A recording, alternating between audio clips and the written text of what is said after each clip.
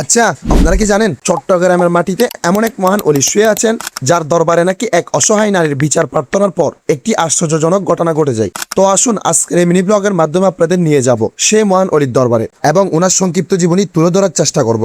আসসালামু আলাইকুম গাইস, বলছি আমি আহমেদ মিনাজ। তো গাইস, এই ঐতিহাসিক মাজারে আসার জন্য আমি প্রথমে চলে আসি চট্টগ্রামের জিসি মোড়ে। এরপর ওখান থেকে চলে আসি চট্টগ্রাম সিটি গেটে। তারপর সিটি গেট থেকে মাত্র 10 টাকা ভাড়ায় লোকাল গাড়িতে উঠে সরাসরি চলে আসি সেই মহান অলির দরবারে। তো চলুন এবার ওনার ইতিহাস শুনে আসি। মূলত এই মাজারটি হচ্ছে আধ্যাত্মিক জগতের এক উজ্জ্বল নক্ষত্র হযরত শাহ আসফি কালুশা আলাইহি রহমায়ের মাজার। যদিও বা ইতিহাস থেকে ওনার জন্মসাল নিয়ে সুনির্দিষ্ট কোনো তথ্য পাওয়া না গেলেও তবে জানা যায় ওনার বাড়ি ছিল সুদূর ইয়ামেনে এবং তিনি ইয়ামেনেই জন্মগ্রহণ করেছিলেন। এরপর জানা যায় 1700 খ্রিস্টাব্দের দিকে উনি তৎকালীন মোগল শাসন আমলে তিনি ইসলাম প্রচারের উদ্দেশ্যে বাংলায় আগমন করেছিলেন এবং উনি ছিলেন হযরত শাহ আমানত আলাইহি রহমায়ের খলিফা। চট্টগ্রামে এসে তিনি মানুষের মাঝে দিনের দাওয়াত ও ইসলামের খেদমত আত্মনিয়োগ করেন এবং এখানেই জীবনের শেষ সময় অতিবাহিত করেন। যদি এবার ওনার কারামত নিয়ে কথা বলি তাহলে স্থানীয়দের মাঝে একটি ঘটনা খুবই পরিচিত।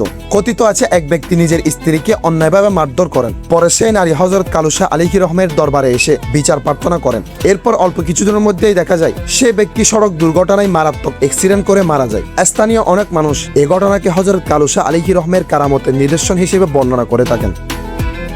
তো গাইস, এ হলো সে মহান অলির একটু সংক্ষিপ্ত জীবনী। আর যদি আপনারা কখনো চট্টগ্রামে আসেন এবং যারা চট্টগ্রামে থাকেন একদিন সময় করে এই ঐতিহাসিক দরবারে এসে জিয়ারত করতে পারেন। আর আজকের ভিডিওটি এতটুকু। ব্লগটি কেমন লেগেছে অবশ্যই কমেন্টে জানাবেন। ভালো লাগলে আমার ফেসবুক পেজটি ফলো করবেন। ওকে, দেখা হবে পরের ঐতিহাসিক কোনো মাজারে। আসসালামু আলাইকুম।